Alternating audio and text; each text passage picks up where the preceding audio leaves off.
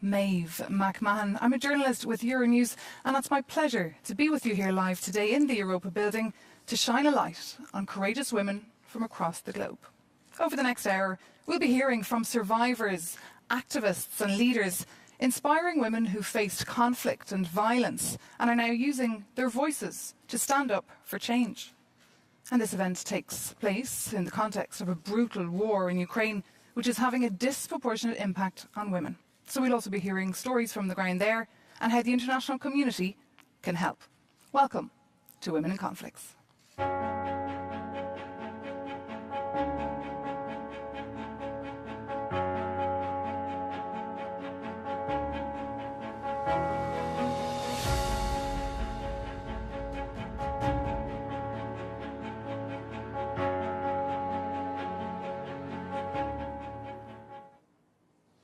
Now, in just a minute, we'll be heading to Ukraine to speak live to the First Lady of Ukraine, Olena Zelenska. But first, allow me to introduce my panel. I'm joined by Charles Michel, the President of the European Council. Thank you so much for having us over. Good afternoon. Good afternoon. We're also joined by Nadia Murad. That's the Nobel Peace Prize laureate and UNODC Goodwill Ambassador for the dignity of survivors of human trafficking.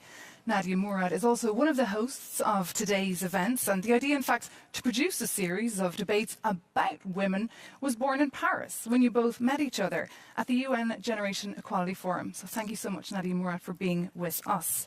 And we're also joined by Saloma Zurabishvili, that is the President of Georgia, the first female President of Georgia, may I add. Thank you for being with us, and we're looking forward also to your inputs. But first, as I said, let's cross straight over to Ukraine to meet one remarkable woman. That is the First Lady of Ukraine, Miss Olena Zelenska. Olena Zelenska is, of course, the wife of the Ukrainian President, Volodymyr Zelensky, but she's also an architect, a screenwriter, an activist, and along with her husband, the face of Ukrainian resistance in the face of Russia's brutal war. First Lady Olena Zelenska, thank you so much for being with us. We're extremely grateful that you found the time. Along with your husband, as I said there, and tens of millions of Ukrainians, you've become a symbol of the Ukrainian resistance and courage since the war began 106 days ago. So First Lady, what message would you like to send from Ukraine to Brussels to this event, Women in Conflicts?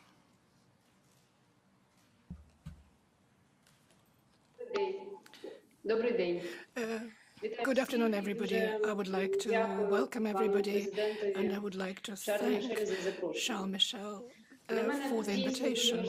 It is extremely important for me to take part in such an important meeting.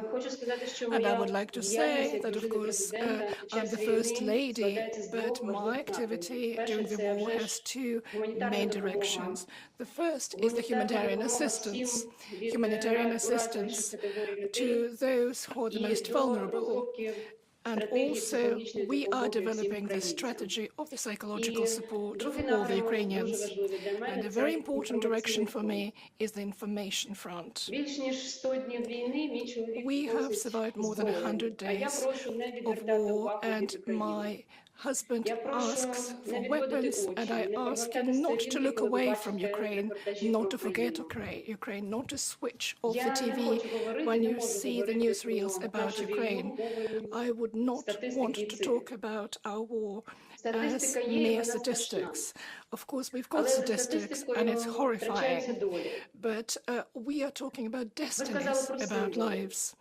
You mentioned symbols, and we already have real symbols of our war. Today we'll talk about women, so perhaps I will mention some of female symbols of our fight. The faces I'm going to show you now are known to everybody in Ukraine, and I hope you could find out their stories too. Please look at the photographs.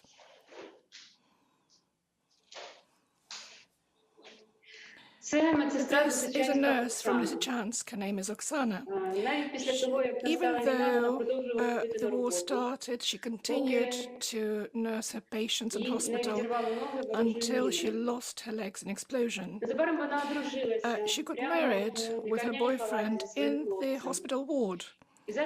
And at the moment, she is a symbol of our thirst for life and our victorious love. The second photograph is of Liza Chernyshenko from Popasna. This girl is only 15. You can't see it on the photograph. She's just a child.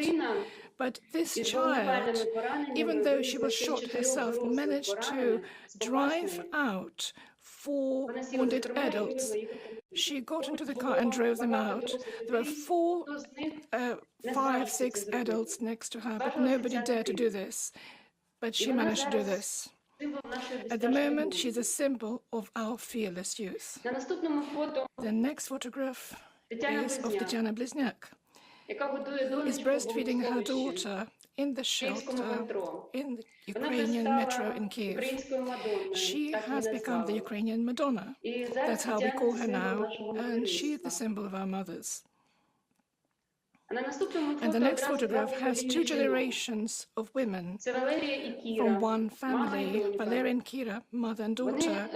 They both were killed by the Russian missile which hit their apartment block in Odessa. And it happened during our Easter celebrations. And they are the symbols of our losses. The next photograph is the family of Olga Suhenko, who was the head of the community of the village Motizhin in Kiev region. And she was saving those who were living in her community until the last day when the Russian occupiers have seized her. Her husband wanted to follow her, and in several hours her son was taken as well. This family ceased to exist. They were all killed. And they became the symbol of our resistance. I just gave you a few stories, but I would like to say that every life in our country is broken. Every life is divided to before and after. And of course, our war has got a female face, a woman's face, because there are 2 million more women than men in Ukraine, but I'm absolutely sure that we, Ukrainian women, cannot be called victims. We all have our own stories of resistance. Most of our doctors, nurses are women, and they are fighting, they are indeed treating those who are wounded, and they are looking after women in labor. The majority of women are teachers. And of course, the teachers who started working with children, sometimes delivering lessons from the shelters, and sometimes doing this from abroad. The majority of our social workers, our civil servants, are women as well, and they still continue to work. And they still remain there at the workplace. 50% of our entrepreneurs are women as well, and they're working hard to keep our economy afloat. The majority of our volunteers are women, and they are helping at the front and also supporting the front as well. And of course, our mothers, our Ukrainian mothers, who managed to cross thousands of kilometers to save their children. I can give you many examples, but I would like to complete my introduction with a phrase which has become quite popular in the world. What is your super strength? Where is it? And the answer is, I'm Ukrainian. Yes, Ukrainian women have their superpower. We are all Ukrainians. Thank you. And thank you so much, First Lady Olena Zelenska, there, for showing us those pictures and for bringing us those thoughts from Ukraine and telling us about those superpowers that we're all so impressed with here in Brussels. President Charles Michel, let me bring you in. Now, you've been in Ukraine since the invasion began on the 24th. You've been in from 24th of February. You've been there twice. You're in daily contact with President Zelensky. First, can you react to those pictures and that message that you're hearing today? First of all, I'm extremely touched by the stories. I'm also extremely touched to have the occasion to see again Olena Zelenska, even if this is virtual. A few months ago we were together in Ukraine. It was before the war we met the last time. And I would like to say that we are totally committed to support Ukraine as much as we can, because we know that the war is not something that's theoretical. This is very concrete, and it means a lot of suffering. It means families, children, women, men, with their life totally destroyed by the decision taken by Russia. And we want to do everything in order to support Ukraine. We know that we need to support with weapons, with financial support. And those stories are showing how women, girls are suffering in such a conflict. This is the case everywhere when there is a war, when there are conflicts, but certainly this is our responsibility to act and to do everything in order to make sure that those crimes will be punished. And First Lady Zelenska, let me bring you in once more, because it's not just men who've been on the front line, it's also women who've been female Ukrainian soldiers. We've seen them on the ground, and also volunteers. Can you tell me about their role defending the country?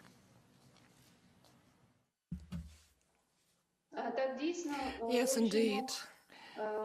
When we talk about Ukrainian women, we have got an increasing number of women joining the Ukrainian army. And Ukrainian women are now fast learning the military professions, rising through the ranks. And more and more women are deciding to join the army.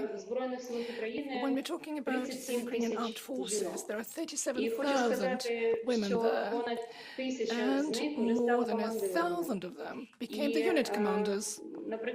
And, for example, there is one very interesting story about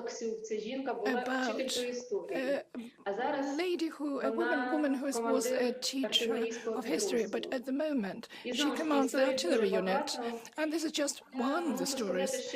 And I would like to say that our women indeed choose to join the army on the voluntary basis, and they are fighting with all their dignity, and they are fighting as equals.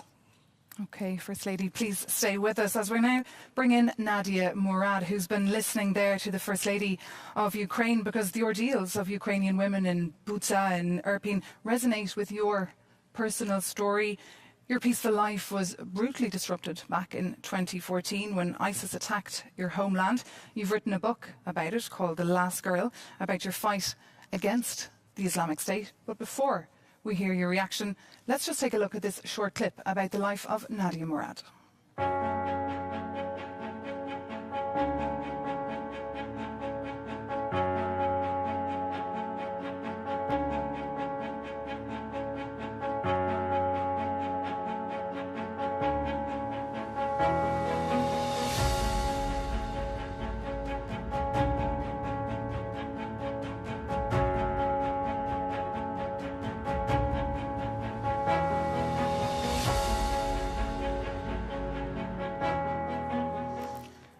Nadia Murad, you can relate to the issue of sexual violence and rape being used as a weapon against women, and it's happening now in Ukraine. We're in the 21st century and history keeps repeating itself.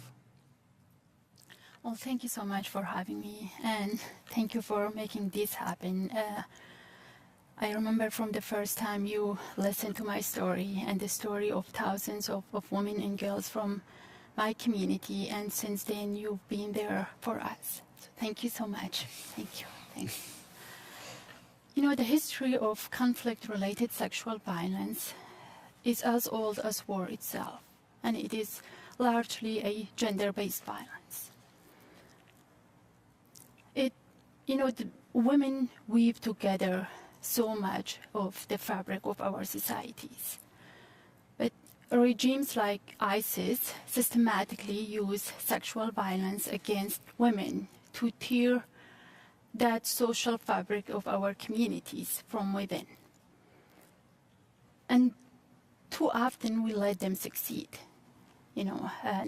but what we see is that women and survivors are always fighting back, and we need to be there to support them and listen to them when they speak out what they've been through.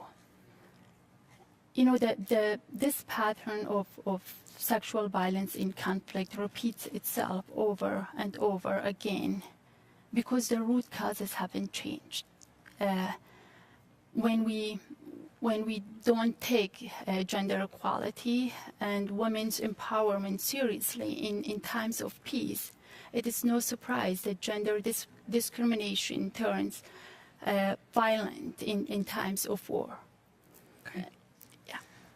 Thank you so much. It's so great to have you and hear your story today and how you've turned your suffering into activism with Nadia Initiative, your work every day. Now, First Lady Madam Zelenska, stay with us as we bring in now the view from Georgia, because we know Georgians have been following the situation on the ground in Ukraine very carefully. You've been listening to the testimonial there. You've seen the pictures. What's your reaction? First of all, there are probably no words for these pictures or for the pictures that we have been seeing for 106 days in Ukraine. There are no words in front of this atrocious war that Russia has been carrying against a country that it pretended to be a brother country, or so close. And so the paradox is now evident that you don't do that if it's a close country and a close people. These are people that you have been killing every day, and among them women, and among them children. And what I want to say that Ukraine has now, we know that in conflicts women are the first victims, and we have had our share of conflicts in Georgia, 3 aggressions by Russia over the and women have been the victims, and women have been refugees. But what I think that Ukraine is demonstrating these days is that women have ceased to be victims. They have taken their role, they have stood there resilient, and they are fully participating in what has been one of the extraordinary demonstration of complete unity of the society. It's not a war that is led by men only, it's a war that is led by the entire Ukrainian nation that deserves our total admiration. Okay. And I want to convey that message to Mrs. Zelenska, the message of solidarity of all the Georgian women that I represent here. Thank you. Thank you for sending that message and for being with us. And Lady Zelenska is still with us. So I'd like to bring you in once more, because we've been really struck here by the resilience and the courage of the Ukrainians and the Ukrainian women who stayed at home as their men, their brothers, their fathers, their loved ones, their husbands took off to the front line. Where does this resilience come from, and how can the international community help more?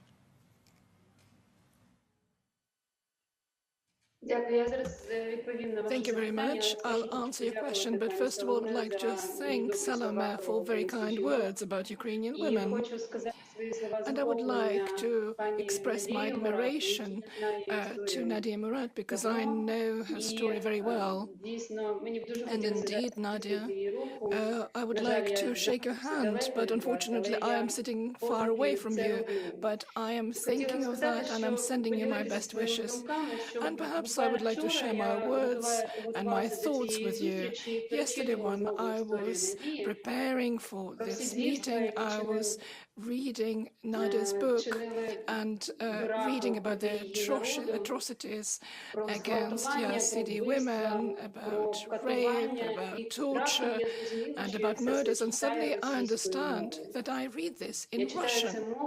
I read this in the language of those who are doing the same to our Ukrainian women.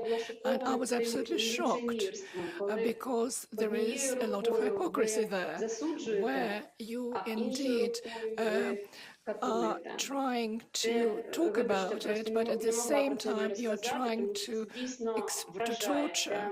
And that shocked me, you know, because there are all these lies and hypocrisy of our enemies. Talking about the resilience of Ukrainian women, I would say yes, we are resilient. And we hope that our resilience will last for a while.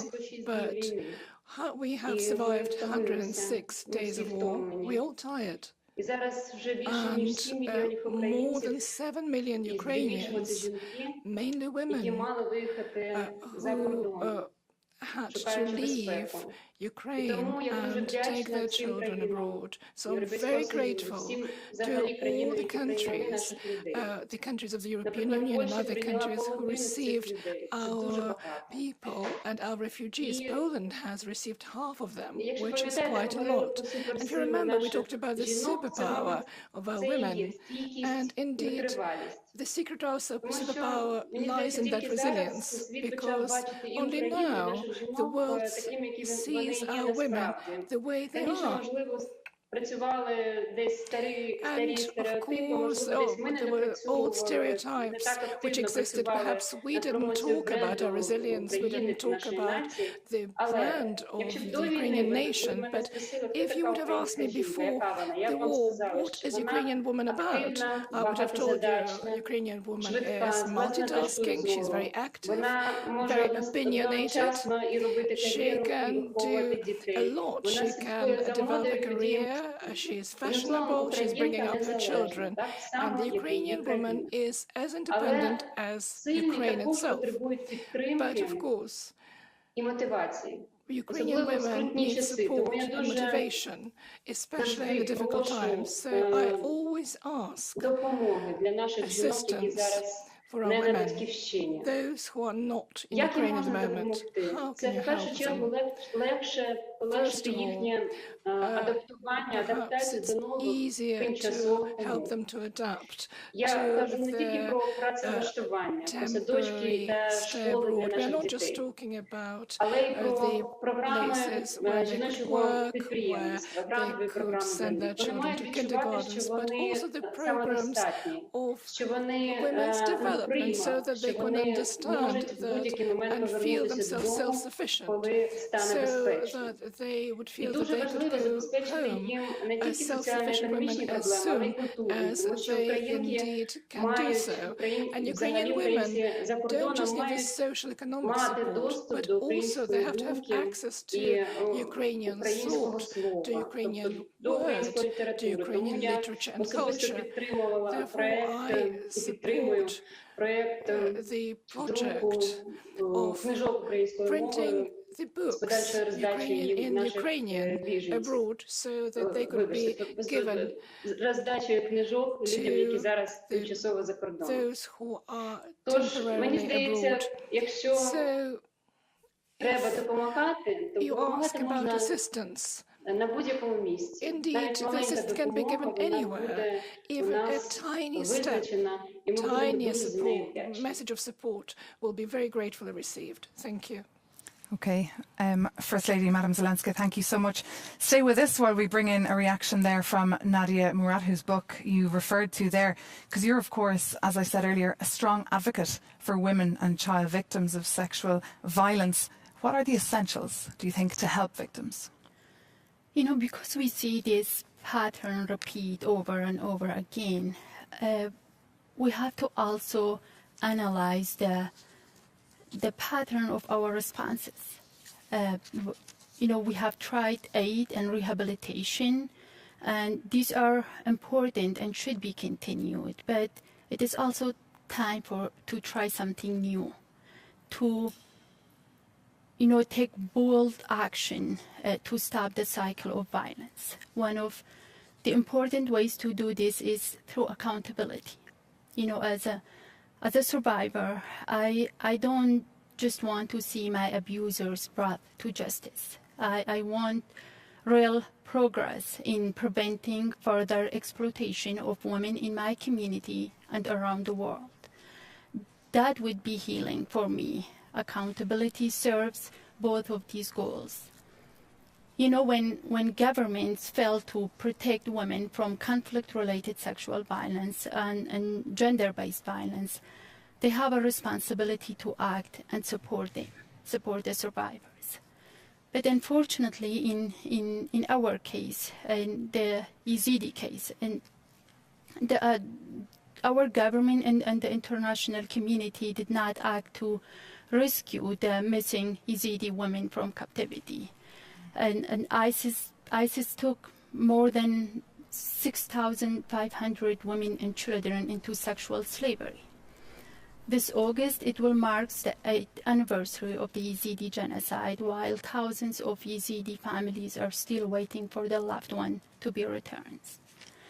The 2,800 women and children that are still missing in captivity, including my niece, my nephew, and my sister-in-law, their family are just waiting. And you know, the thousands of other survivors who have escaped from captivity, they did it on their own. You know, they ran from captivity, but they were not able, even after that, to receive any support or justice. Thousands of them are being stuck in IDP camps, in displaced camps, and when they don't have access to any basic services. Thousands of them have returned to Sinjar when they are struggling again to access education, healthcare, and other basic services. So it's really important that we remember that we haven't done enough in the past for other survivors to make sure that this is not happening right now in Ukraine. And I've heard from so many people that, you know, close to 90% of Ukrainian people, they are ready to go back to Ukraine when the war is over. And I remember the same thing happened with the Yazidi community. 8 years ago, more than 400,000 people were forced to flee their homes in Sinjar. And 8 years later, I mean, the majority of them were ready to go back, and they were hoping that they can go back and rebuild their lives and you know, not letting ISIS to accomplish their goals. But no one was there to help them and tell them that they can go back, and they have the right to go back and provide support for them. And I am worried that something will happen to people of Ukraine that are willing to go back, but then we failed to help them. We failed to protect them at the beginning, but then we failed to help them to go back and rebuild their lives. Okay, and that's something, of course, President Saloma Zurabishvili, that you're looking at as well in Georgia. It's your close neighbour in Ukraine. As you mentioned earlier, there are parts of Georgia that are occupied by Russia. Are women there feeling worried? And is there a feeling in Georgia that you could be next? Well, that's a question that is always asked. And of course, once you have gone through one Russian aggression, my family is a result of the first Russian occupation, Soviet occupation at that time, and then it continued, you can never say never. You can never say that 40 kilometers away from the Georgian capital you have the Russian soldiers. So it's a very clear threat that is amplified by the announcements of referendum on annexion, as in Crimea, and then it's taken out, but it might return tomorrow. So the threat is there, but what I want to say here in this building is that the threat is for everyone. It's not only for Georgia, it's for all the countries of Europe. What has not been done at the time of Crimea, what has not been done at the time of the Russian aggression against Georgia is something that has to be done now. And part of it is done, which is that the European Union, the European leaders have now recognized what is the real face of Russia, what are the real aims of Russia. But then another step has to be done. It's to answer to Russia. And the answer is only one. It's the European Union. It's integrating, the answer is only it's one. integration. It's the European Union.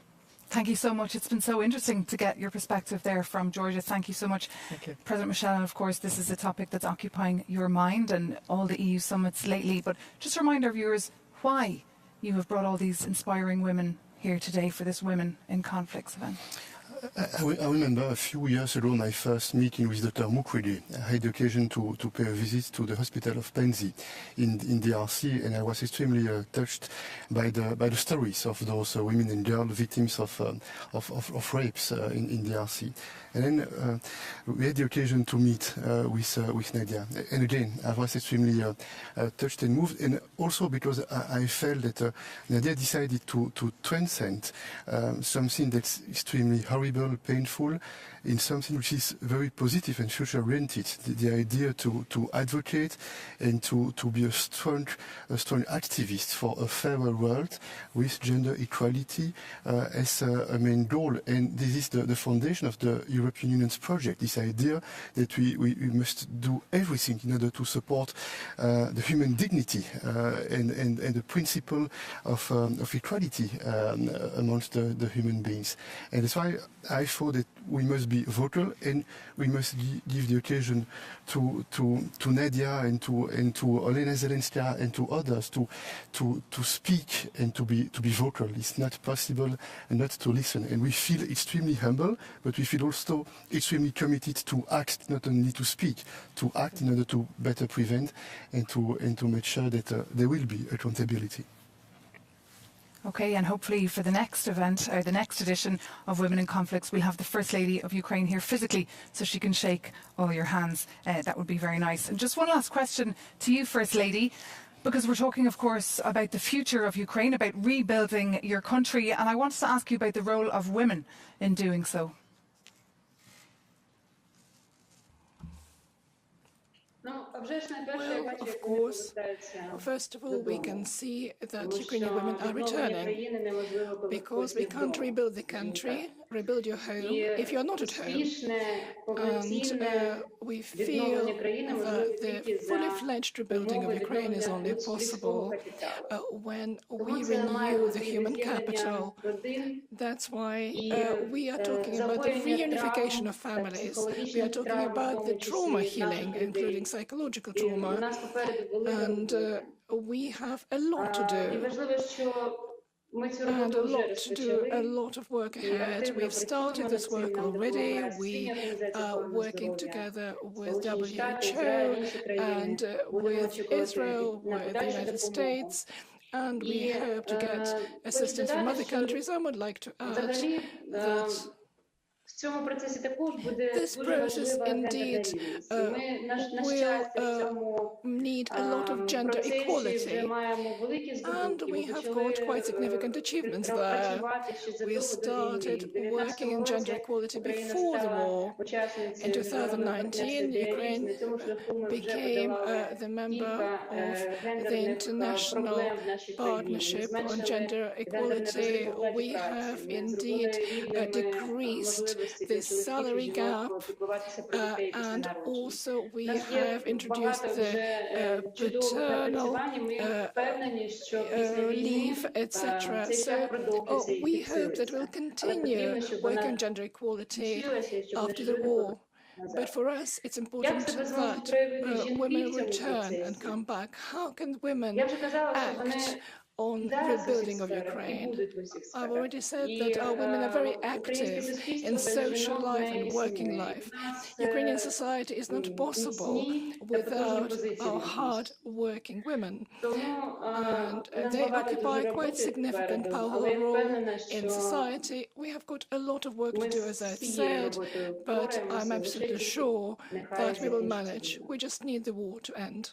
You just need the war to end, and we do hope it ends very soon. Thank you so much to you, First Lady of Ukraine, Olena Zelenska, for being with us here virtually at Women in Conflicts. And of course, thank you so much to the President of Georgia there, Saloma Zurabishvili, for being with us physically in Brussels. And thank you so much to Nadia Murad. You'll be coming back a little bit later, as will you as well, EU Council President Charles Michel.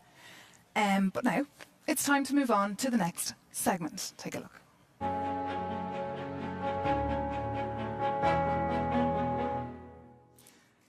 Welcome back to the next session of Women in Conflicts, focusing on survivors, justice and reparations. Now, to set the scene for this part of the event, let's first take a listen to one of the hosts of the event. That's the Nobel Peace Prize laureate and DRC-based gynecologist who's been working for the last 20 years helping victims of sexual violence. That's Dr. Denis Mukwege.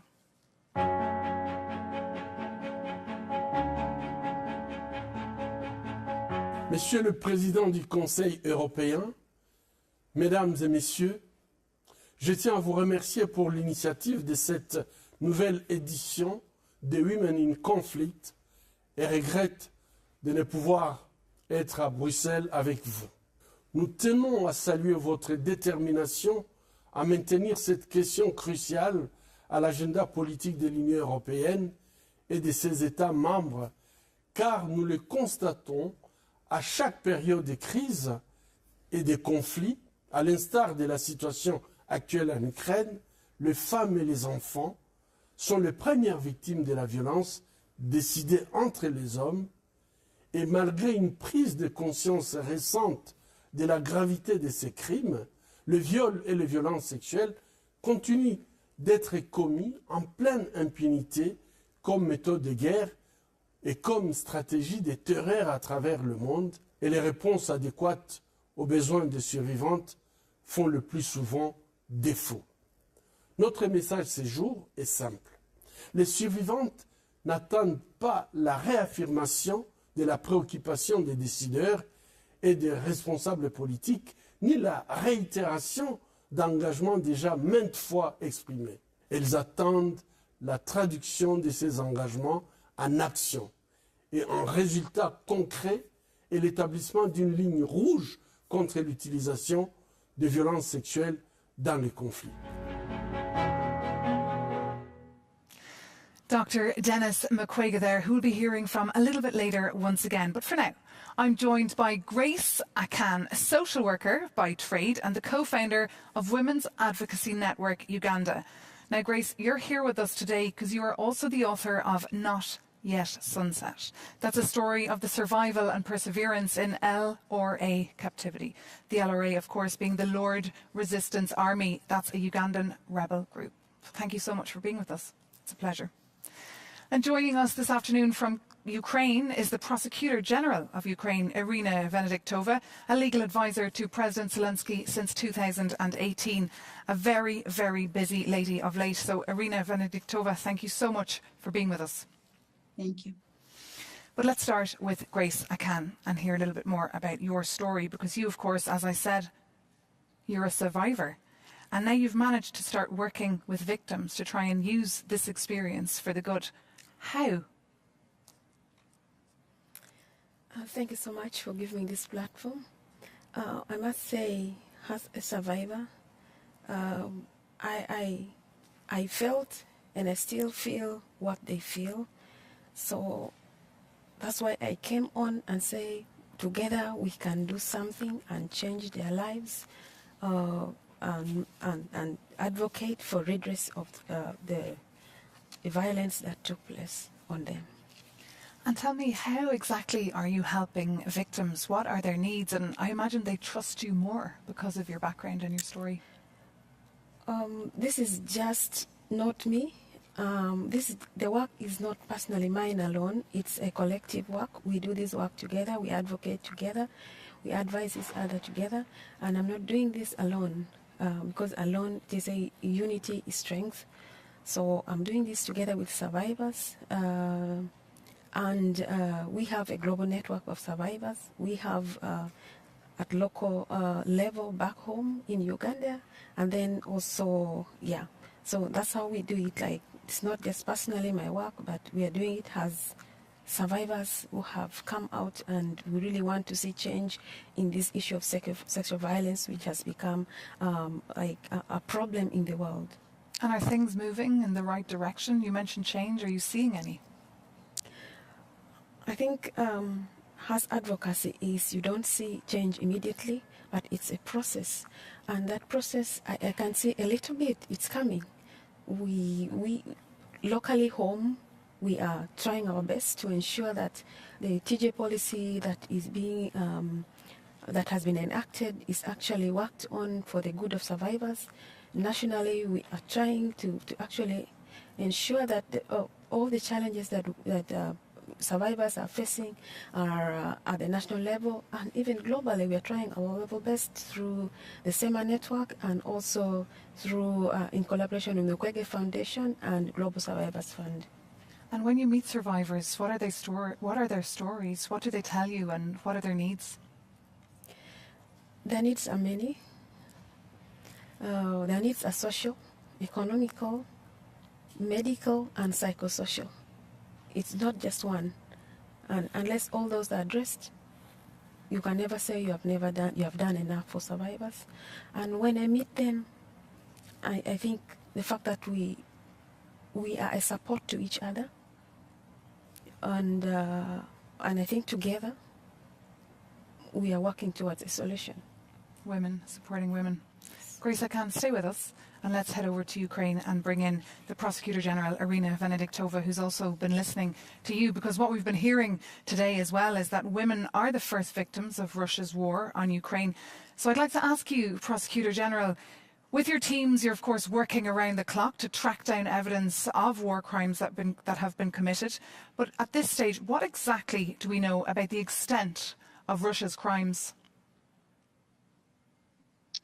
Good afternoon, dear ladies and gentlemen who are online. I am very appreciated for such event. Actually, it's very important in the world scale.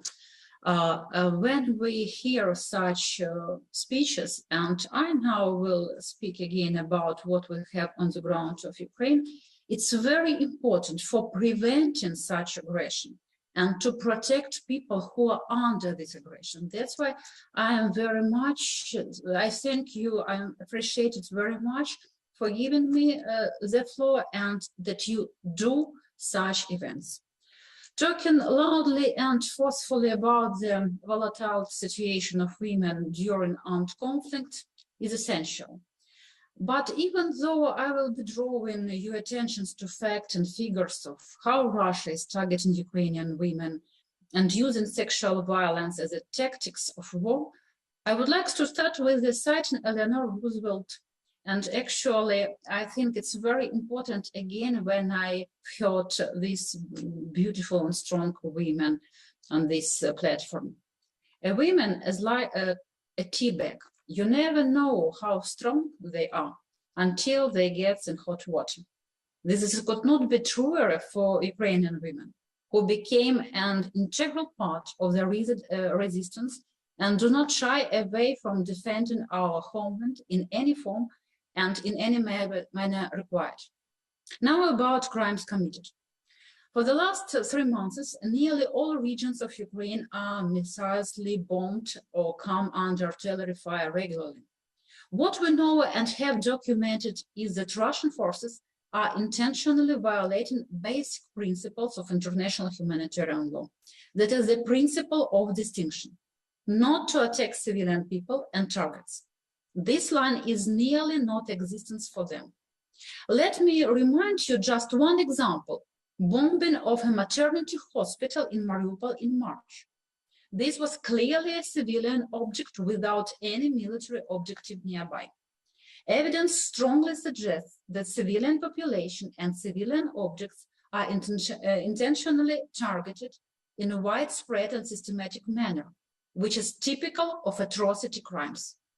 Moreover, crimes committed by the Russian armed forces concretely against civilian population are increasing in their scale, size, and brutality. Since the beginning of the full-scale invasion, we have documented the deaths of over 5,200 civilians, including 263 children. This is not the whole picture, however. The number does not include deaths on the temporary occupied territories where we don't have access. However, what we can observe from the satellite images and other sources, the situation there is catastrophic. Moreover, as a result of war, over 20,000 civilian objects and objects of civilian infrastructure were targeted and majority of them destroyed. This includes over 16,000 residential buildings, over 1,000 education, close to 200 medical and up to 300 medical and up to 300 cultural and religious buildings. As of today, we already have initiated around 16,000 criminal cases. It's twice more than we have all prosecutors in system. We also have standalone criminal proceedings into the crime of genocide and the aggression. Our prosecutors, together with other law enforcement agencies, are present at crime scenes and take all possible steps to document and investigate crimes committed. Russia is accused of using rape as a weapon. Is this deliberate and is this true? Yes, you're absolutely right. What we see now actually on that territories which were deoccupied, which were in Kiev region, or what we see actually in other regions, part of Kharkiv region, Russians is using war tactics of intimidation, spreading fear and terror. Sexual violence has become one of the predominant methods of warfare for Russian forces. We continue discovering appalling crimes of sexual violence, including against minors. Such crimes are documented across Ukraine in areas which were in the forefront of hostilities or which were or are under occupation. Again, this includes Donetsk, Lugansk, Zaporizhia, Kiev, Kharkiv, Kherson regions. Why they're turning to these prohibited methods of waging war? To sow fear and break the resilience of Ukraine. This is also done to erase Ukrainian identity. For Ukrainians to be afraid to say that they're Ukrainians. This is how they think and wish to defeat Ukraine's independence and identity. But what these 3 months of war has shown is that they will never manage to attain this objective. However, I can say what they will achieve with the activities. They will be brought to justice before independent and impartial courts for each and every crime they committed, and justice will be sought for victims, their families, and the whole Ukraine. We have 31 ongoing investigations into crimes of sexual violence, including cases of repeated and group rape. This includes 3 cases related to sexual violence against minors. 1 died as a result of violence. We have identified and charged as the suspects 3 Russian soldiers, and this is only beginning, as investigation of sexual violence during conflict are very difficult and it takes time. Unfortunately, again, we experience people from 2014. We had the same situation and we have methodology from that period of time. Cases of sexual violence represent one of the main priorities in my office. There we will take for all appropriate steps to ensure that each and every perpetrator is held responsible. Very difficult for our viewers to digest what you're saying there, but Grace, you can resonate with what you're hearing there, the way rape is being used there as a weapon of war. Would you have a message perhaps for women in Ukraine, for victims and their families?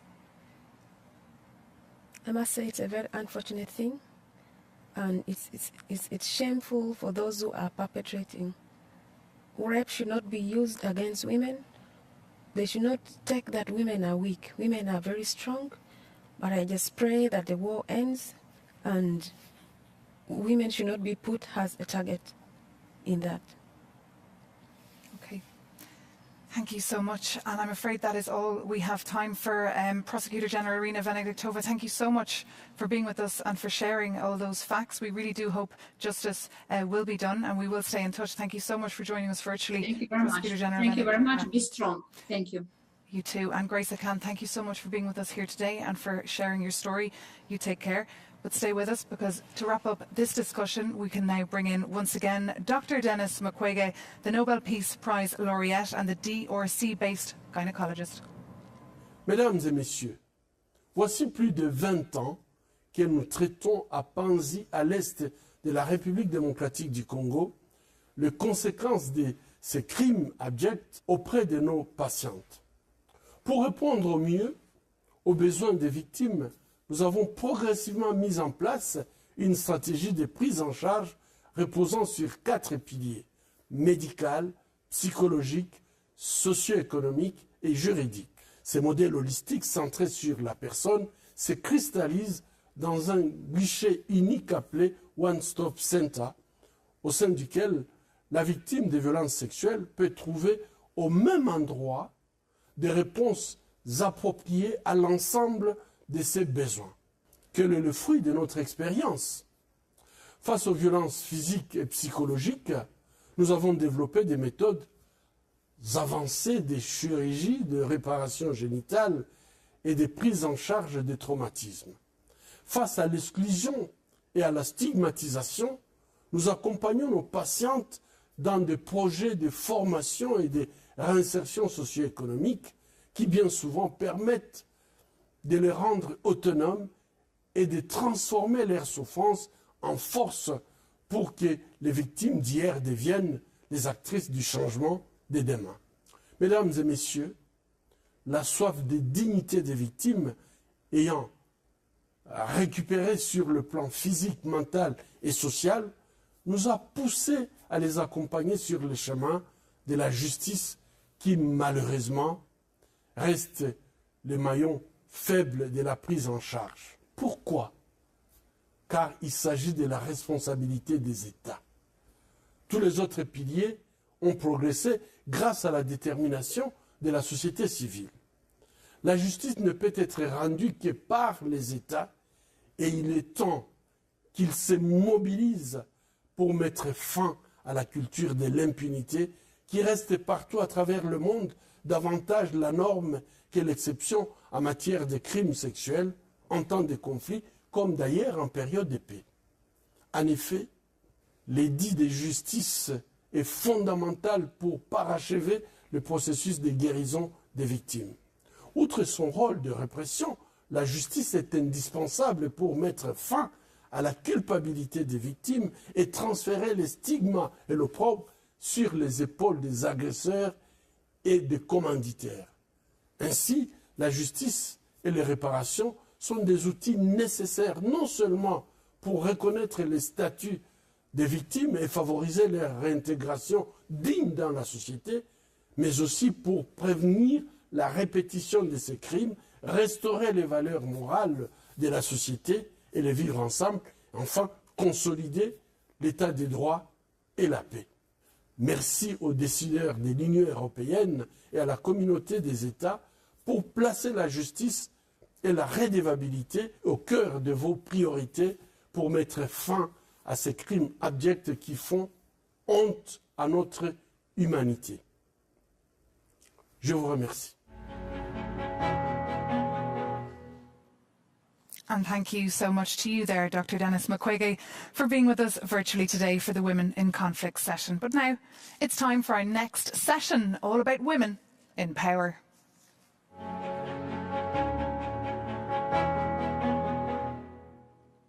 Welcome back to this next session, which, as I said, is focused on women in power, but precisely women in power when things are tough, and women's leadership, of course, in times of crisis. And for this, I'm delighted to be joined by 3 phenomenal women, if I say so myself. Habiba Sarabi, the former Minister for Women's Affairs from Afghanistan. Good to see you there.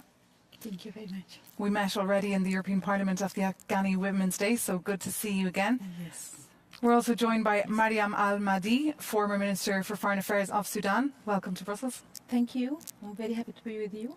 And we're also joined by Olena Zelenska. That's, of course, the Ukrainian Deputy Prime Minister for European and Euro-Atlantic Integration. Thank you also for being with us.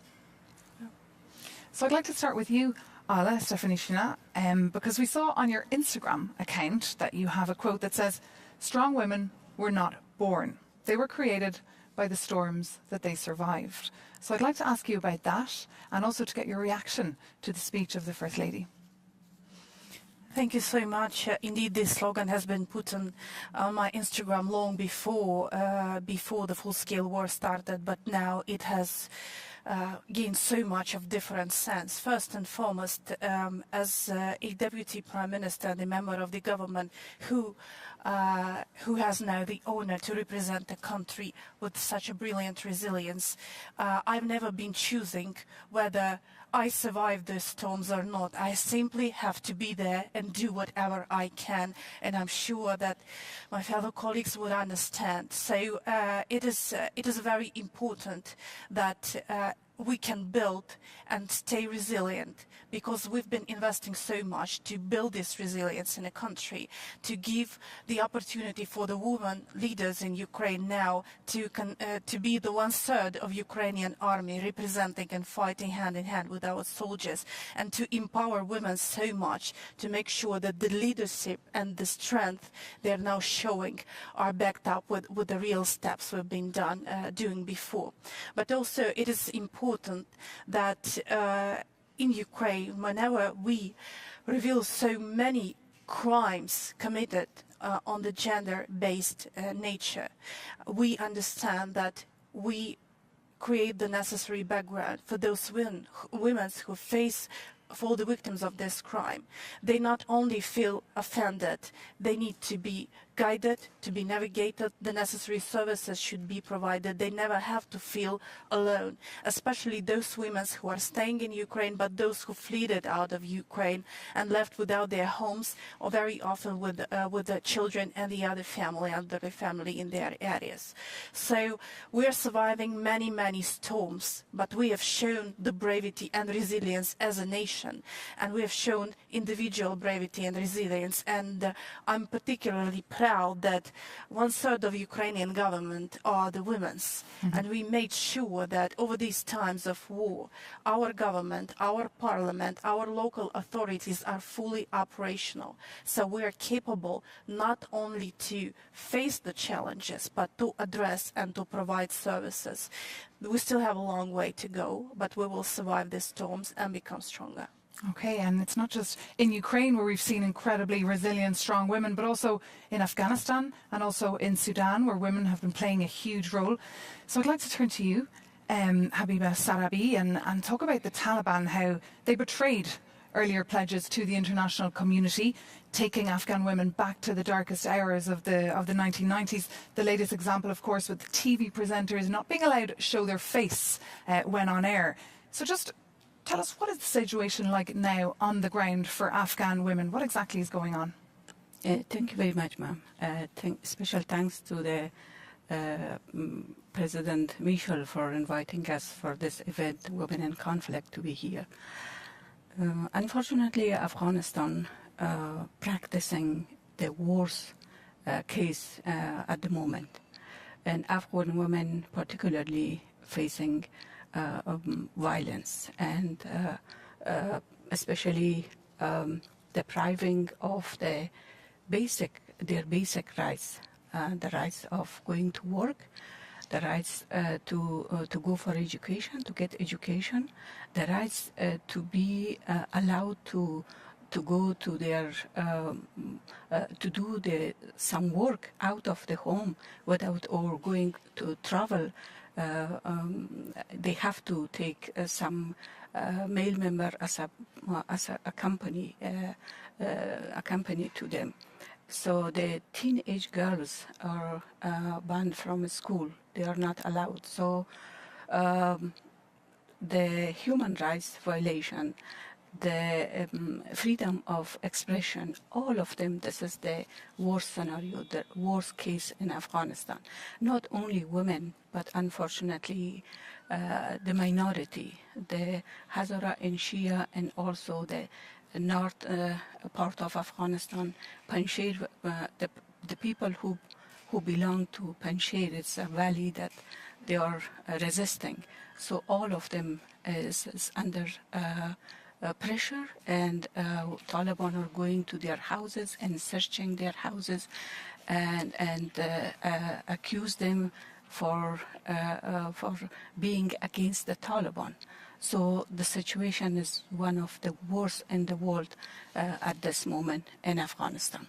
The situation is one of the worst of the world in Afghanistan. Well, I'll ask you in a minute what the international community can do to help. But first, I'd like to turn to Mariam Al-Mahdi and talk about how women played an instrumental role back in April 2019 during the overthrowing of the al-Bashir regime. Tell me, what has your experience been as a female politician in, of course, what's a very male-dominated environment? Indeed, first of all, I'd like to thank you very much for giving us this opportunity and also for showing highest commitment for the issues of women, which is really part of the improving the future for the world, and to give thanks to the Commission, European Commission, and President Michel. This is really very impressive to have this occasion while we couldn't hold it in the first place. As you mentioned, Sudanese women are very known for their outstanding perseverance and leadership, not only as politicians but also as military leaders. We have the Kandakas in the ancient history of Sudan, 4,000 years before. They were not only rulers for the in Merawi, in Kush kingdom, but they were also military leaders. So for Sudanese women to be leaders was almost what they know inherently. There was relentless efforts by many cultural aspects to put women aside, but because women strength in Sudan is so well integrated and inherent, the chance came, I think, through all the resistance against the previous regime of Sudan. Since the first days, because they also targeted women, they put them as symbol of something to be hidden. This brought women outside in different aspects of the resistance against the previous regime, till all culminated to the glorious December revolution, where women were put. Actually, we used to have like demonstrations in 1 p.m. and this demonstration anywhere will be launched or initiated by a lullaby by the Zaghruda, that it initiated by women. It was not only that they are initiators, but also as leaders for the way ahead and to plan what happens. It's, of course, it was difficult because usually women are not given the appearance. While they do the hard work, they are not given the appearance. I wouldn't say we succeeded in that. It's still a long way to go. But at least there is this feeling of appreciation. Also now, for the after the coup, you know, now in Sudan there is a coup, and women is still in the front lines combating and confronting this coup. We had many martyrs of our youth. We hail them all the time. Amongst them are young women who have been competing to go in the front lines of this very heroic demonstrations. They are peaceful, but unfortunately it's confronted by absolute violence and unnecessary violence, which demanded the life of more than 100 martyrs since last October, 25th of October. So the leadership of women in Sudan is present, is well documented. It's in different aspects. And as I think I have been hearing from all my colleague ladies, from the First Lady of Ukraine, and women are no more is even portrayed as victims. This suffering is putting them in the front line, is giving them a new way to express their leadership, which was all the time in the private. Now it is in the public and it is documented. And I think like such events also make strong women apparent, and they were all the time through the history. But unfortunately, as we all say, the history is his story, and now we need to make her story, the history, her story. So with the media, with the information, with the documentation, now women are proving that they have been all the time leaders, and that they have been all the time there working for all the civilizations. Well, today it's all about her story with all these formidable women on the stage. I'd like to turn to you, because listening to you all from Afghanistan, Sudan, Ukraine, so many differences, but of course so many similarities, this thirst from women to stand up and be heard. What will you, Ola, take back home from what you've heard from your counterparts here on the panel? There's another common thing, I think, that unites all of us. We have years of experience in struggling. in fighting the wars. And since 2014, we have learned our lessons. And what we know right now is that every suffering of every Ukrainian woman is the collective horror of our nation. But what you should know about our nation and Ukrainian women, and basically about Ukrainian people, that we are guided and energized by our suffering. And what we did for the first, we documented each and every case of assault against women and children and elderly people, against any civilian. We've identified all the perpetrators, and as Irina was saying, some of them has been already brought to justice. And we will do our best to empower and to give strength to those women who face this by services we will provide to the government. But what is more important, we know very well right now that the assault against women and the sexual violence in the conflict, it's not an individual act of crime of the Russian soldier. It's a targeted, the cheapest, and the order-oriented mean of demoralization of population. It is the most underreported crime. We will do our best to collect all the evidence, to bring everybody to justice. We are already doing it, but also to make sure that those people who faced the horror of these crimes know that they are supported by the government, they are supported by the nations, and those who are guilty are brought to justice. But meanwhile, Habiba Sarabi, in Afghanistan, people do not feel supported. As you said earlier, young girls cannot even go to school. So what are you asking for today here at the Women in Conflicts event from the international community? First of all, there should be a pressure to fulfill the agreement that they have done, the Taliban have done with the United States, because unfortunately I was one of the negotiators with Taliban in Doha. So there was an agreement, everybody knows about that between the Taliban and United States. But at this agreement, there was something that the Taliban should fulfill to their promise.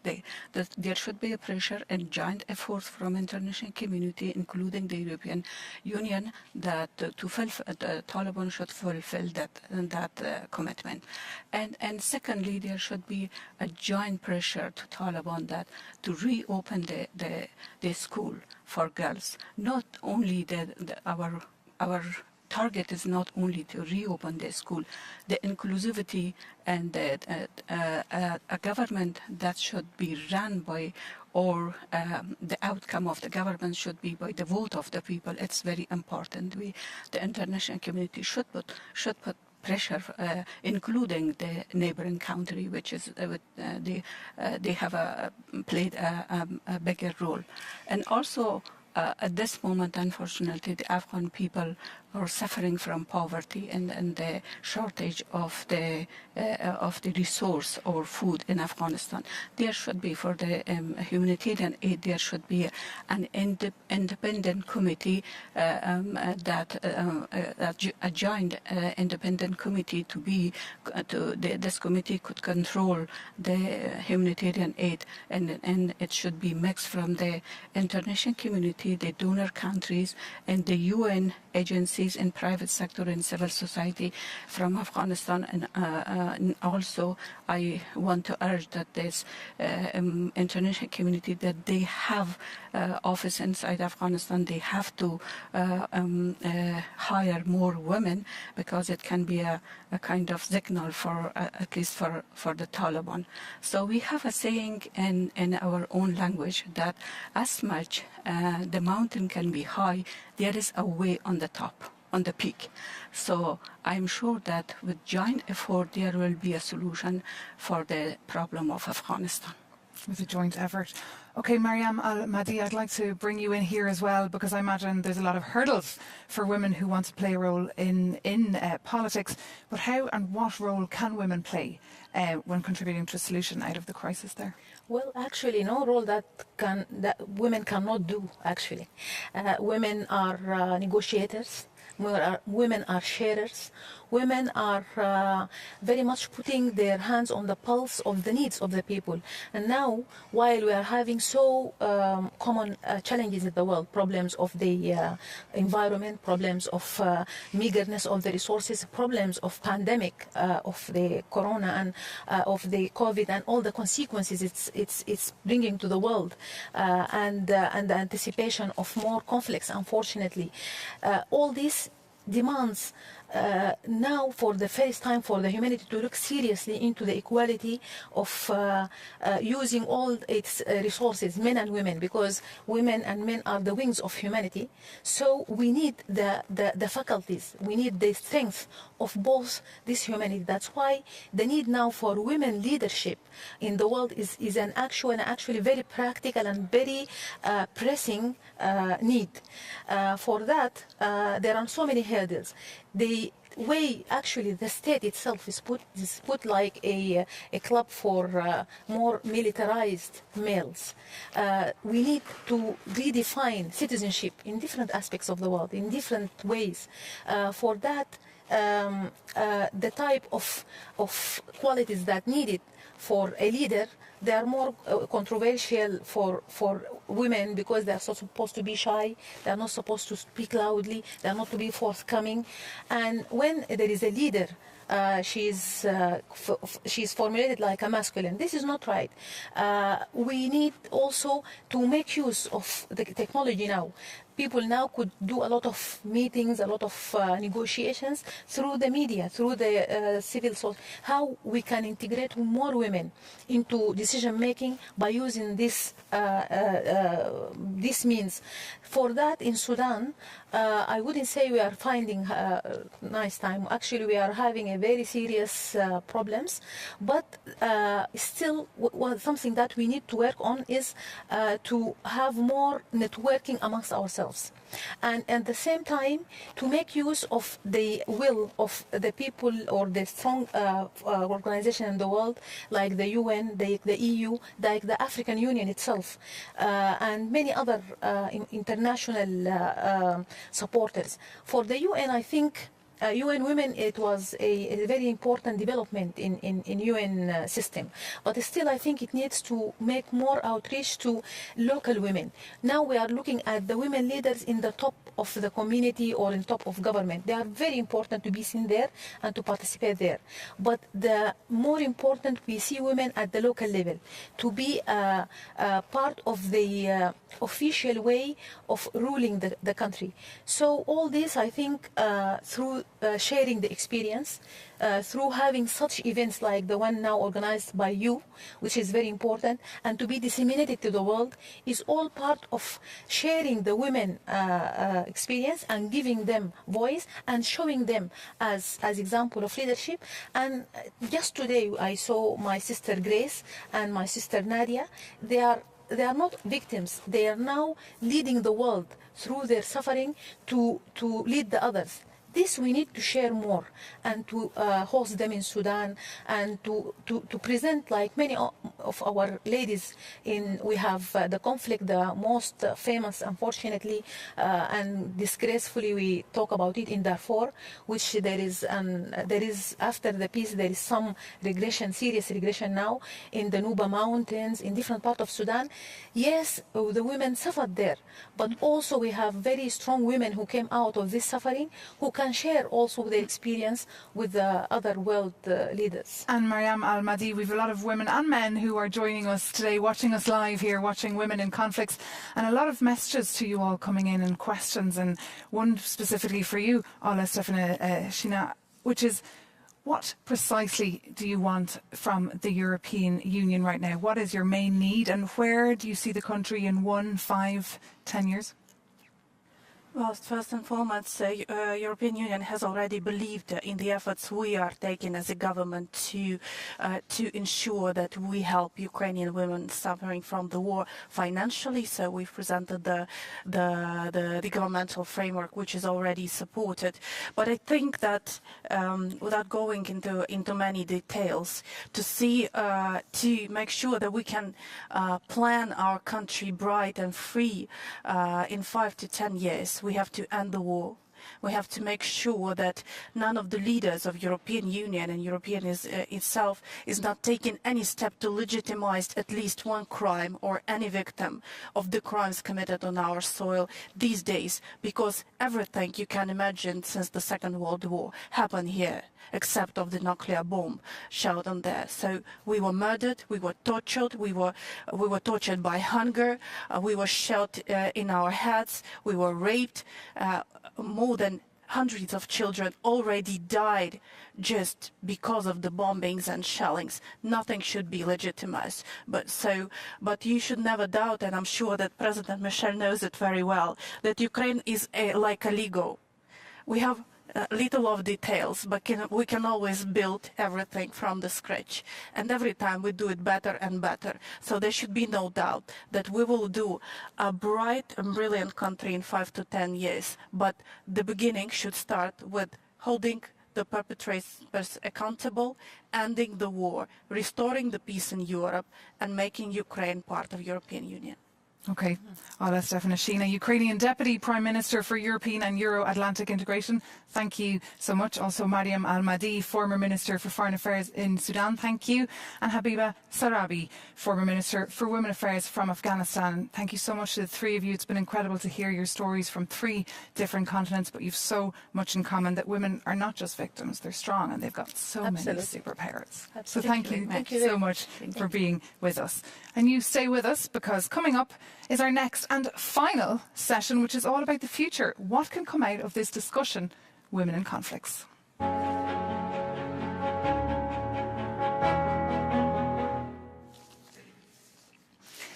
Well, to look ahead at the next steps, I'm delighted now to cross over to Paris and bring in Louise Mushikiwabo, the Secretary General of the Organisation Internationale de la Francophonie. Louise Mushikiwabo, thank you so much for being with us. You've been listening to all the discussions over the past hour. What are your main takeaways? Well, thank you very much. First of all, I wanted to, and it's my first takeaway, to say that the subject of the conversation this afternoon is extremely important. So my first takeaway is we have got to keep the light on this matter.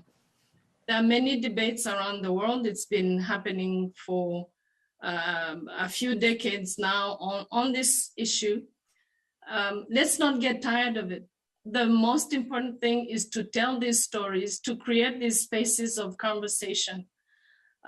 This is something that makes the abuse of women in situations of conflict become an element of conscience of people who mean well. So we've got to really understand that 1, 2, 3, 100, 1,000 conversations about women and what they suffer in conflict is something that needs to go to as many people as possible. So I want to thank Charles and all of you at the EU for this second very important discussion. The second takeaway for me is that the resilience of women is still very much underestimated and understated. And it's universal. When we look at war, or I come from Rwanda, I come from a country that is infamously known for having given the world the first condemnation for war, for rape as a weapon of genocide in 1998. But it's unbelievable to see what women go through, the kind of targeting and abuse and humiliation and loss of their families, children, and they still stand. So the element of resilience is something that is extremely important. And I'm always very happy, as we saw this afternoon in this conversation, to see women who have gone through those hardships, who have been abused. I've had the opportunity to talk to Nadia Murad before, and who actually not only resist, transcend, I think is what Charles Michel said, horrible situation, but they become leaders in educating, in informing, in showing the younger generations of women that a woman is a very special human being, because she can go through everything we have heard here this afternoon and go on with their lives, carrying their baggage, and go beyond that. And I think Dr. Mukwege talked about it also, and be leaders. The lady we saw from Uganda, these are people who deserve recognition beyond what we usually hear and what we say. So the element of resilience is something that is a big takeaway for me. But I also think beyond resilience, the leadership of women who have undergone the most horrible situations is something of note. The probably last takeaway for me is that we must take action. Some actions should be punctual, should be urgently taken care of. Some actions are more for the future. We saw these wonderful women who survived incredible situations. We heard the horror of the current war in Ukraine through very smart women. We saw women leaders, decision makers. And so it is critical. And my own organization, La Francophonie, is very much involved in our work on equality and promotion of women, very much involved in making sure that the young girl is educated. Okay. When these women we saw, who articulated very clearly what happened, what should be done, prosecutors, members of parliament, it's very, very critical that to fight this war of violence against women, we need the right weapons. And educated women, starting with young girls, is one of the most important weapons. One thing we do also at La Francophonie, particularly in Africa, is that we support and mobilize women to run for office, for political office. We train women in conflict mediation.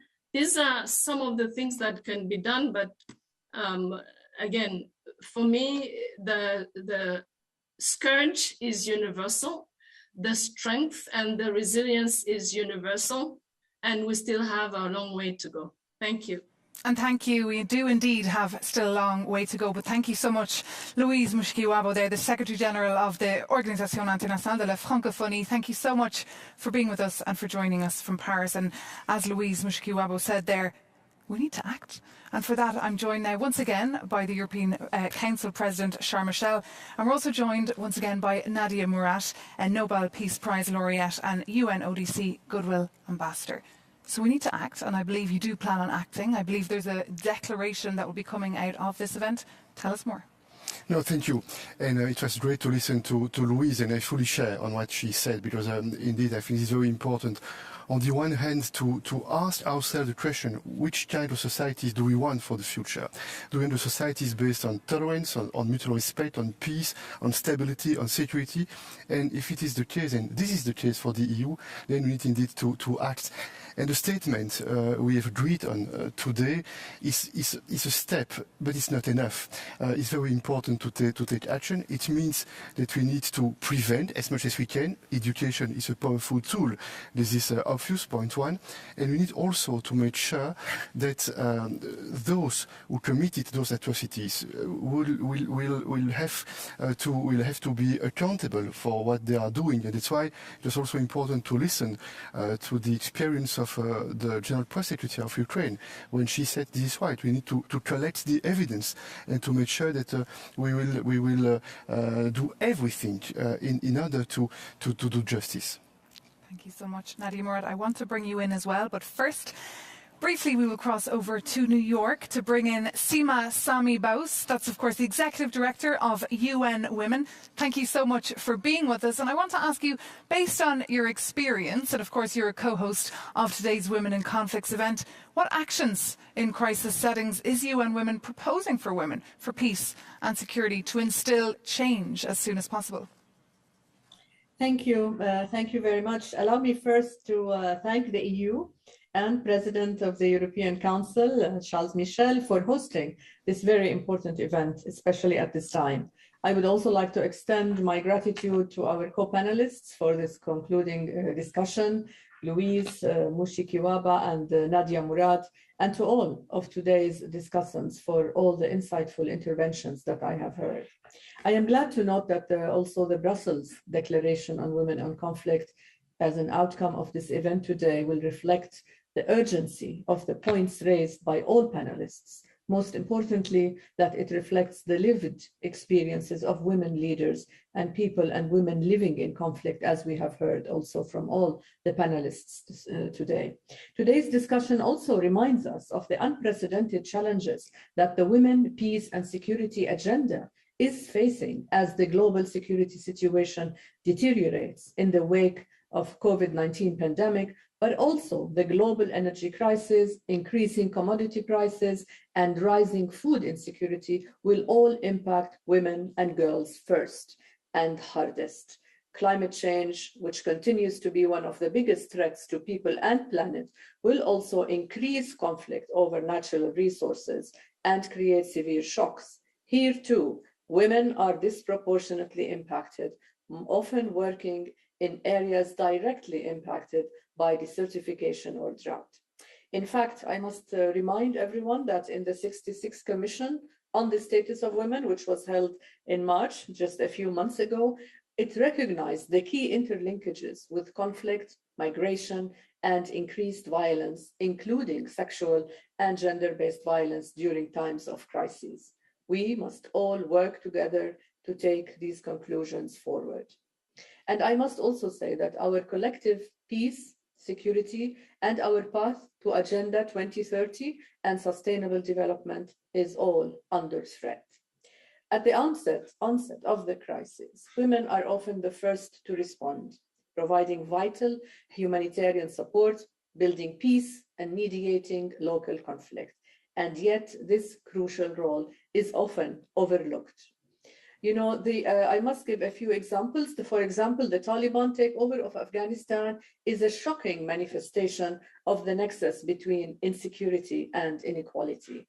In Sudan, only 2 years after women's role in the revolution was celebrated and promises were made, everything was interrupted and halted.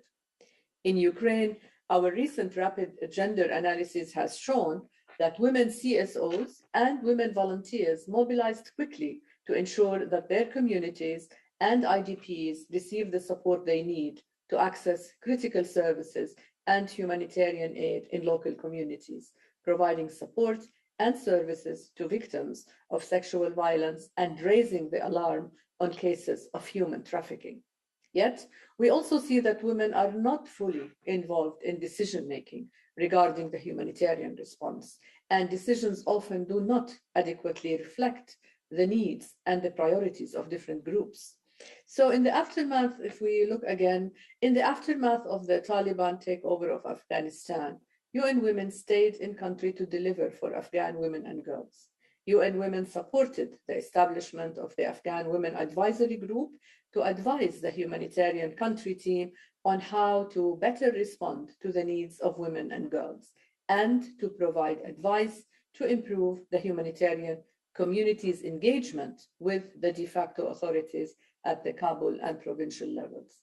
We know that the normative policy framework on women, peace and security, and gender in humanitarian action is strong at the global level, but implementation lags behind. Without peace and security, we will not have sustainable development. And without women, we will not achieve peace and security.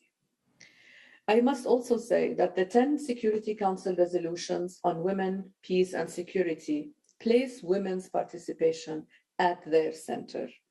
Research is showing us time and again that inclusive, diverse, and consultative peace processes are more resilient and sustainable.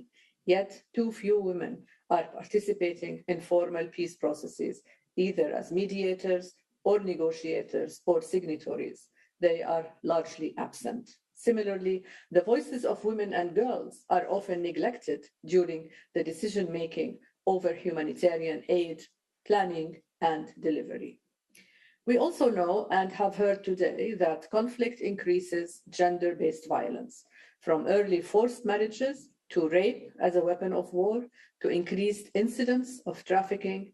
So we must address this, and we must ensure that there is no impunity, that services are available for survivors, and that they are heard. So in recognition of the need to bring about transformative change, UN Women houses the Secretariat for the UN Women Peace and Security and Humanitarian Action Compact, which brings together governments, civil society, the UN system as a whole, and the private sector to drive this necessary progress. Women's full participation and leadership is central to the actions across all areas of this compact's work. We also know that flexible funding to sustain women's rights organizations is needed. Again, in Afghanistan, for example, the Women, Peace and Humanitarian Fund, with its secretariat at UN Women, mobilized its rapid response window to provide immediate support for Afghan women human rights defenders. Also in Ukraine, the fund is channeling flexible funding to women's organizations, ensuring that their life-saving work, including sexual and gender-based violence response work, can continue to be supported. Let me end my remarks by highlighting 3 priorities based on UN Women's recent experience in crisis settings as a call to action. As you have all highlighted, we need to act, and quickly, to drive the change that is so urgently needed to transform security around the world. 1, women must participate meaningfully in decision-making on humanitarian action and peace and security at all levels. The specific needs of women and girls should be identified and adequately addressed in humanitarian response plan.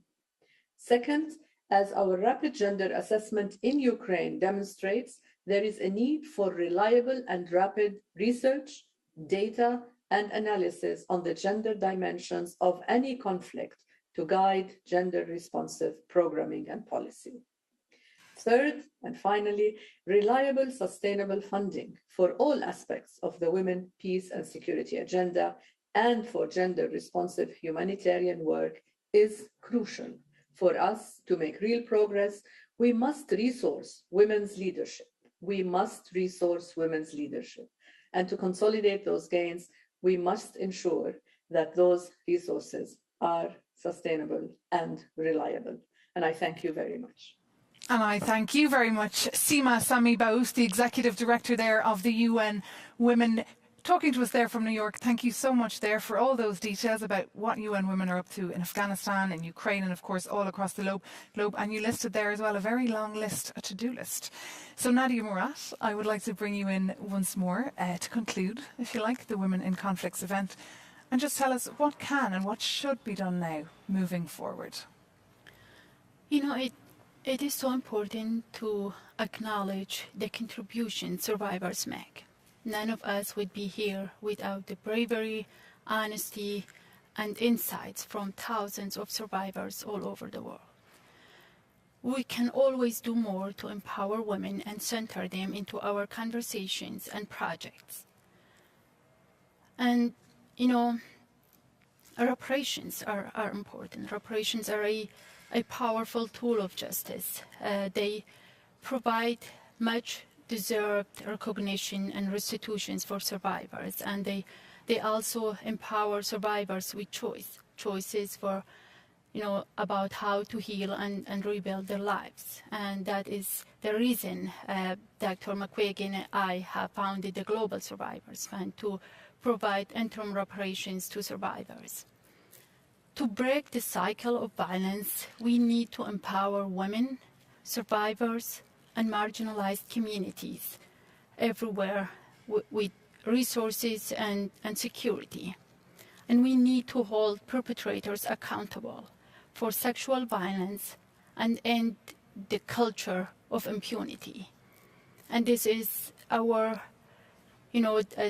this is our core mission at Nadia's initiative, to empower women and give them socioeconomic independence. We have to address gender equality as a critical issue of peace and stability, and we have to mainstream gender into conflict prevention, response, and peace building as well, so that we prevent and not just respond to sexual violence. Okay.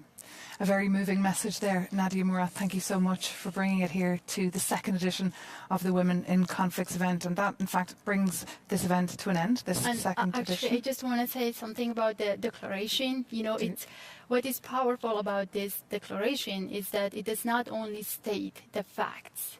Naming and recognizing the problem is so important, and but this itself it cannot make change without the political will.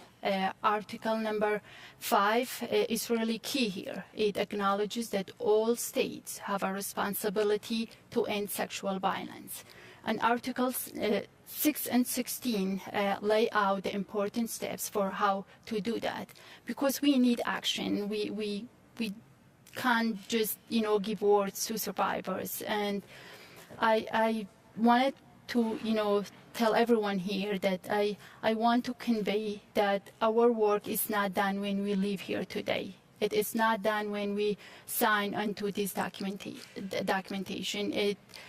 We have to write these words into laws and projects, and we need to live them. Okay, your message is being heard loud and clear right here in the Europa building, in the headquarters of the European Council. Isn't that right, Sharm? And that brings our second edition of Women in Conflicts to an end. Thank you so much to our formidable women who took to the stage today to share their stories. And thank you so much to President Sharm for hosting us. Take care, thanks for watching, and see you soon.